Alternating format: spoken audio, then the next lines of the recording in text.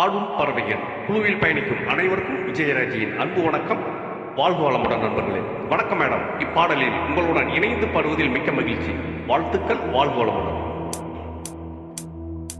சாமி கிட்ட சொல்லி வச்சு சேர்ந்தது இந்த செல்ல கிளியே, இந்த பூமியுள்ள காலம் மட்டும் வாழும் இந்த அன்பு கதையே.